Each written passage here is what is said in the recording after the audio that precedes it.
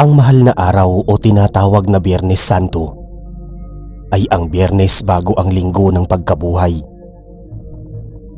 Ito ay araw kung kailan ipinako si Jesus na pinagdiriwang ayon sa nakaugalian.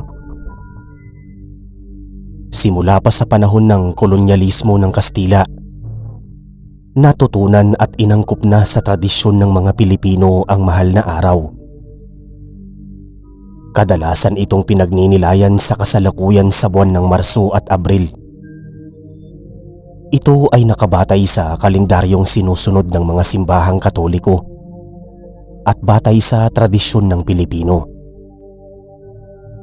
Ang sinakulo ay isang pagsasadula ng pagpapasakit, pagkamatay at muling pagkabuhay ni Hesukristo na karaniwang ginagawa tuwing mahal na araw. Ang tradisyon ng pagtatanghal ng pasyon ni Hesukristo ay tinataya na nagsimula noong ika-17 hanggang sinimulan sa ika-18 siglo sa pagkalimbag noong 1704.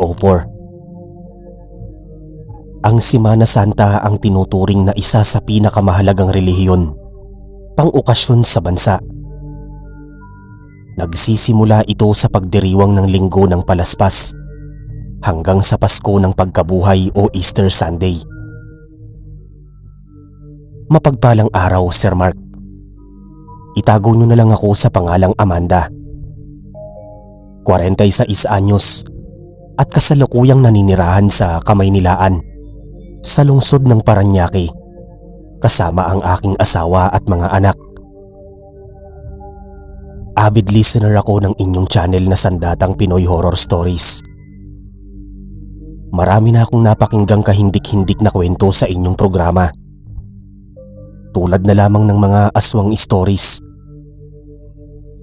Dahil sa mga narinig kong istorya na pinapadala ng inyong mga sender, ay nahimok ako na ibahagi ang sarili kong karanasan.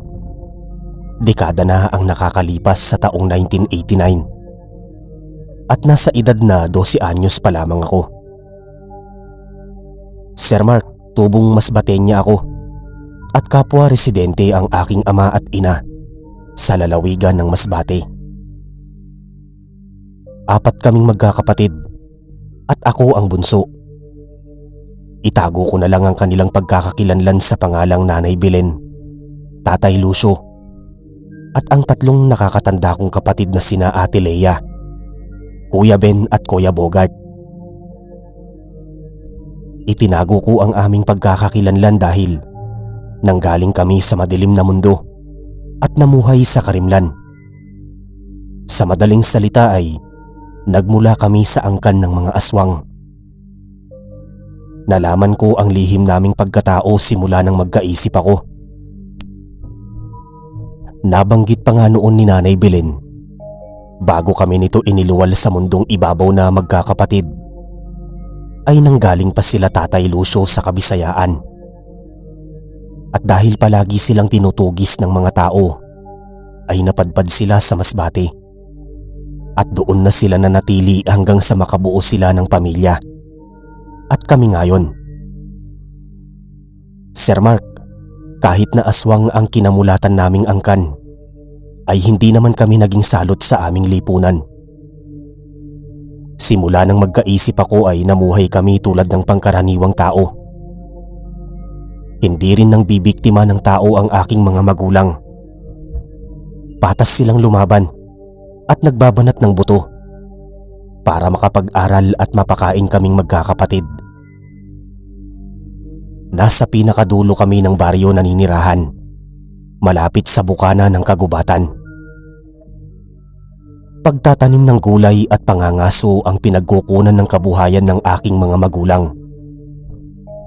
At ng mga panahong yun ay nag-aaral pa kaming magkakapatid. Maliban na lang kay Kuya Bogart na siyang panganay sa aming magkakapatid. Tumigil ito sa pag-aaral at mas ninais pang magtrabaho para matulungan ng aming mga magulang. Sir Mark, Dumadalo din kami sa kapilya tuwing nagkakaroon ng misa.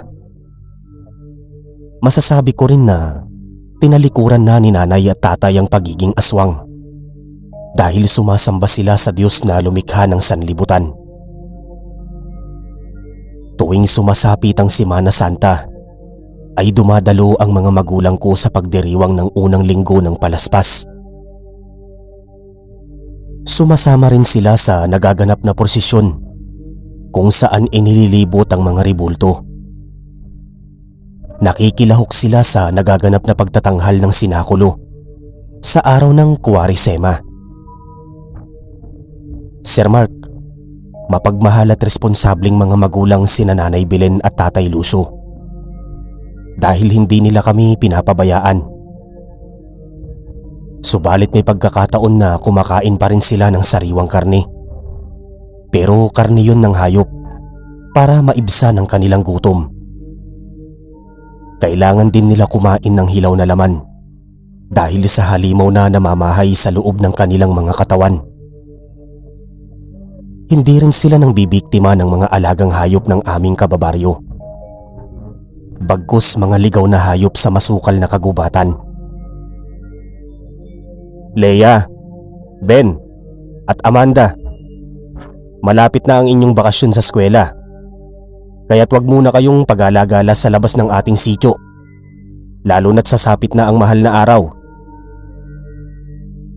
Sambit na paalala ni Tatay Lucio sa amin. Bakit po tay bawal kami lumabas ng bahay? Nung nakaraang taon ay palagi naman kaming gumagala sa labas at nanonood tuwing may pagtatanghal ng pasyon. O sisang tanong ni Ate Leia ang sumunod kay Kuya Bogart. Leia anak, nasa tamang edad ka na para dumaloy sa iyong mga ugat ang nananalaytay na dugo ng ating angkan. Malapit ka nang maging ganap na aswang. Mahirap para sa iyo ang bigla na lang sumpungin ng pagkaaswang sa harapan ng maraming tao. Manatili ka na lang dito sa bahay at bantayan sina Ben at Amanda. Sagot naman ni Tatay Lucio. Bogart, sa darating na Semana Santa ay magtatanghal tayo ng pagpipinitensya bilang bahagi ng pagbabalik loob sa Puong Lumikha. Kailangan natin itong gawin para linisin ang ating mga kasalanan. Dugtong ni Itay. Tumango naman si Kuya Bogart bilang pagsang-ayon.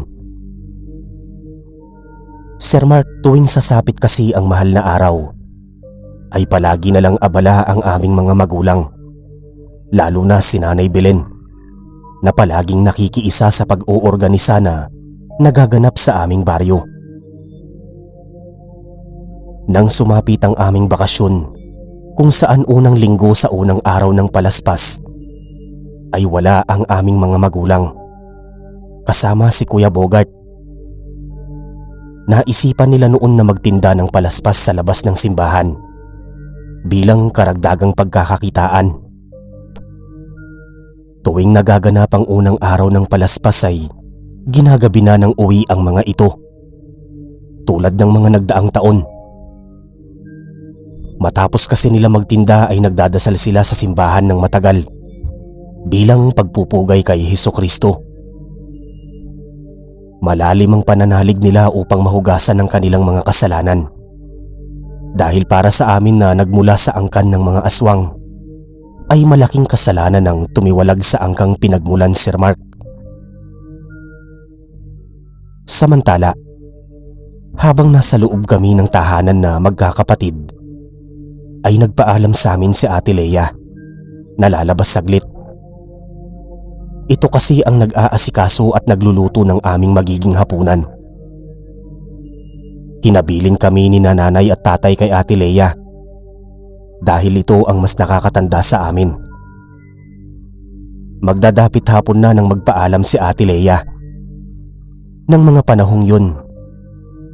Ngunit bago lumabas si ate ay tila hindi ito mapakali at parang nanginginig ang katawan at panay ang pilantik ng mga daliri. Hindi namin alam ni Kuya Ben kung saan ito pupunta. At habang hinihintay namin itong bumalik ay naglaro muna kami ni Kuya Ben. Gasera lang ang gamit namin noon, kaya't may kalamlaman ang loob ng bahay. Ngunit lumipas ang ilang sandali ay hindi pa rin bumabalik si ate. Madilim na rin ang paligid sa labas dahil lumubog na ang araw. Kuya Ben, nagugutom na ako. Hindi pa rin nakakabalik si Ate Lea. Sambit ko dito matapos naming maglaro. Lumabas tayo, Amanda. Hanapin natin si Ate Lea. Saad naman nito sa akin. Sir Mark, tumanggi naman ako sa sinabi ni Kuya Ben. Kabilin-bilinan kasi sa amin ni na Inay at Itay na huwag kaming lalabas ng bahay. Ngunit pinilit ako nito na hanapin si ate. Hindi din kami takot sa dilim at mas takot pa nga kami sa sermon ni Nanay Belen. Nang makalabas kami ng aming tahanan, ay ibinaling namin ang paningin sa bawat sulok ng kapaligiran. Ngunit hindi namin nakita si Ate Lea. Naisipan naming pasukin saglit ang kakahuyan at baka sakaling naroon si ate. Sir Mark, habang binabagtas namin ang kakahuyan, ay nakakarinig kami ng angil ng isang mabangis na hayop na parang may nilalapang pagkain. Sinundan namin kung saan nagmumula ang angil na yon, hanggang sa tumambad sa amin ang tatlong nilalang na nilalantakan ng isang baboy damo. Mabalasik ang kanilang muka, matatalim ang kuko at ngipin, at nagbabaga ang mga mata sa madilim na paligid. Yun din ang unang beses na nakakita kami ng aswang, Sir Mark. Dahil kahit na nagmula kami sa angkan ng mga aswang, ay hindi pa namin nakita ni Kuya Ben na nag-anyong aswang sina Nanay Belen at Tatay Lucio at Kuya Bogart. Subalit ang labis na nagpagulantang sa amin nang lumabas ang isa pang aswang sa talahiban na agad naman naming nakilala dahil sa suot nitong damit. Halos hawak nito ang ilang pirasong bituka na halatang nilalantakan. Naggalat na rin sa puti nitong damitang dugo na nagmumula sa hawak nitong sariwang bituka. Ate Lea? Nauutal kong tawag sa pangalan ni ate. Naibaling nito ang tingin sa amin, gayon din ang tatlong matatandang aswang. Dahilan para tumigil sila sa kanilang kinakain. Tumayo ang tatlong matatandang aswang at halatang gusto kaming sunggaban. Buti na lang at hinarangan sila ni ate at sinabi na kapatid niya kami, dahilan para itigil nila ang tangkang pag-atake. Dahil sa senaryong yun, ay muling nanumbalik ang dating kaanyuan ni Ate Lea bilang tao. Pati na ang tatlong matatandang aswang ay bumalik na rin sa dati nilang anyo. Sir Mark, matatandang aswang ang mga kasama ni Ate Lea. Sa tansya ko ay humigit kumulang ang kanilang mga edad sa 40 at 50 pataas. Naguguluhan din kami kung paano sila nakilala ni ate.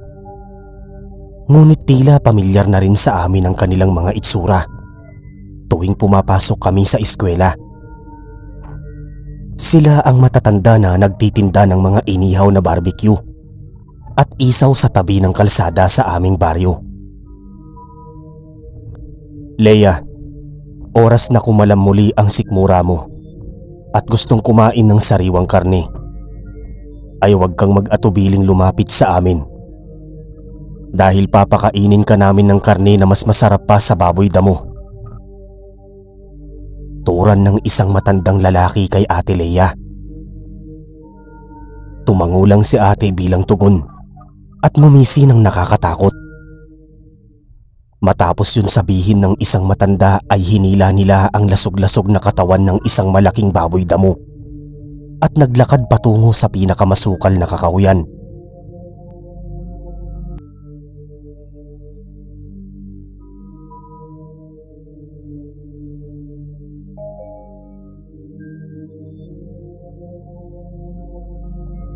Halos nilamon kami ng sindak at hilakbot ng masipat namin ng dalawang matandang aswang na hila-hila ang isang bulto ng katawan ng tao. Nang makapasok ang dalawang matandang aswang ay maingat kaming bumalik sa dingding na pinagsilipan namin. Subalit nang mailapat namin sa butas ng dingding ang aming mga mata, ay nakaupo na si Ate Leia habang nagbibihis ng kanyang damit. Gayon din ang matandang lalaking kadaupang palad nito. Inilapag naman ng dalawang matanda ang bangkay nilang dala na halatang sariwa pa ito habang nakapilipit ang ulo. Hinubad nila ang suot nitong damit.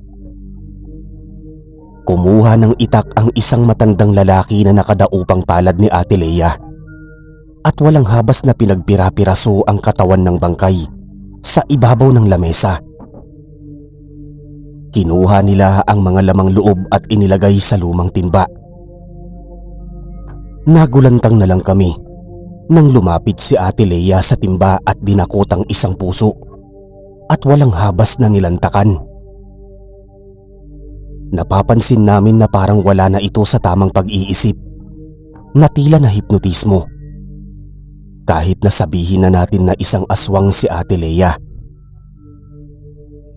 Habang nilalantakan ni Ate Leia ang sariwang puso, ay hinahaplos naman ng matandang lalaki ang kanyang buhok na parang kasintahan niya ito. Dahil sa pangyayaring yun, ay naisipan naming tumungo sa nagaganap na pagtatanghal sa labasan ng aming baryo. Nilisan namin ang kanilang kubo at nagmamadaling bumalik sa aming pinanggalingan. Subalit hindi pa nga kami nakakalayo sa aming tahanan palabas ng aming sityo, ay nakasalubong na namin sina Nanay Belen at Tatay Lucio kasama si Kuya Bogart. Hindi na kami nag-aksaya pa ng oras at inilahad na namin sa kanila ang aming nasaksihan tungkol sa pinaggagawa ni Ate Leia na parang wala ito sa sariling katinuan. Bago namin sila samahan sa pinamahayan ng tatlong matatandang aswang, ay kinuha muna ni na Tatay Lucio at Kuya Bogart ang kanilang mga sundang bilang sandata. Hindi nila gagamitin ang kanilang pagkahalimaw para labanan ng pangil sa pangil ang matatandang aswang, sapagkat tinalikuran na nila ang angkang pinagmulan. Sir Mark, habang binabagtas namin ang lihim na lagusan, ay nararamdaman ko ang matinding galit ni na Tatay Lucio, lalo na si Kuya Bogart, dahil malapit sila sa isa't isa ni Ate Leia.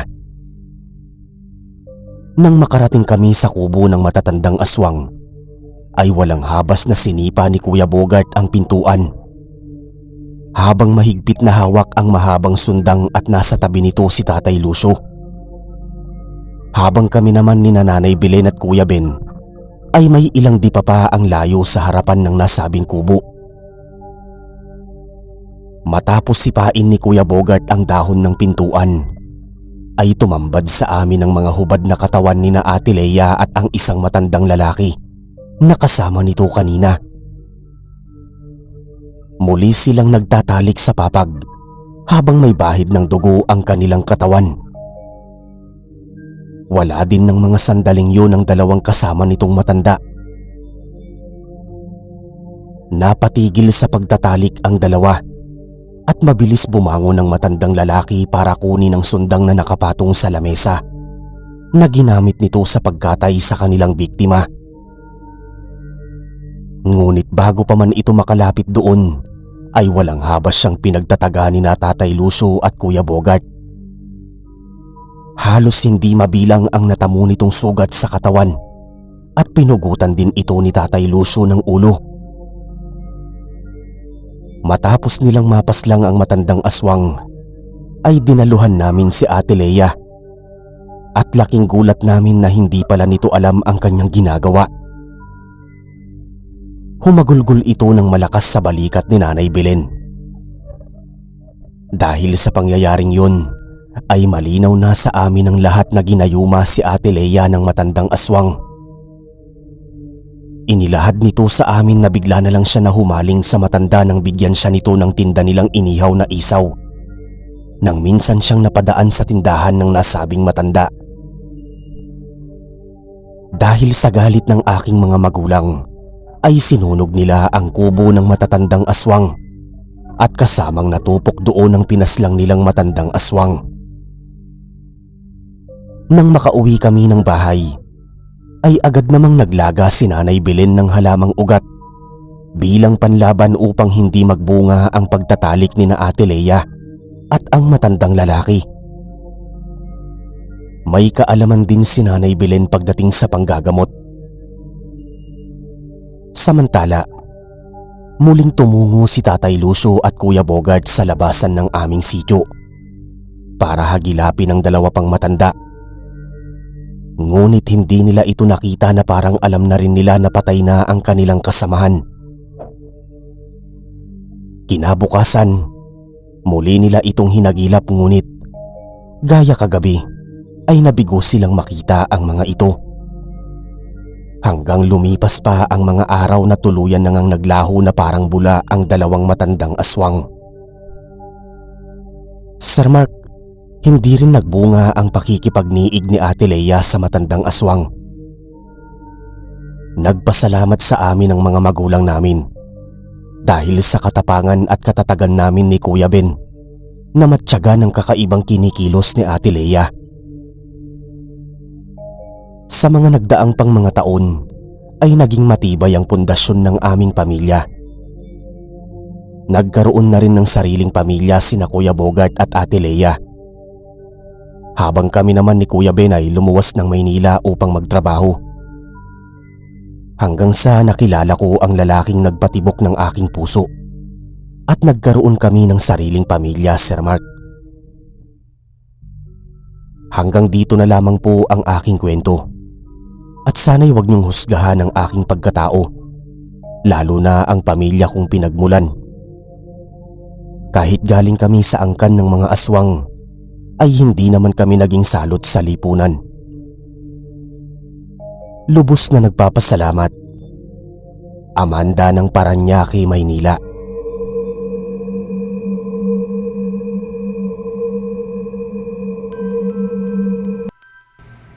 Mga kasandata, mabilisang shoutout lang po ulit para po sa story natin na Bantay sa Bundok. Shoutout po kay Duban Lescano, kay Sally Nabalta. Pinapa-shoutout niya ang kanyang mama na si Ma'am Imelda Nabalta ng La Union. Solid listener siya dito sa channel. Oy, salamat po ma'am. Shoutout po sa inyo. Sunod kay Ma'am Lea Flores, kay John Jimenez. Shoutout po kay Altea Barayman, sana tama po akong nabigkas. Kay Ma'am Ninpa Rosado. Shoutout din po kay Ma'am Tess Watanabe, kay Kilabot TV. Kay Ma'am Corazon Aranas. Shoutout sa iyo ma'am. Sunod si Raider ng Pilipinas at kay Ma'am Jayalyn Garcia. At last kay Rachel Bontia. Hanggang doon lang po muna mga kasandata. Maraming salamat po sa pakikinig para sa episode natin ngayong araw. Muli po, huwag niyo pong kalilimutang mag-like, mag-share at mag-subscribe. Hanggang sa susunod na kwentuhan. Salamat.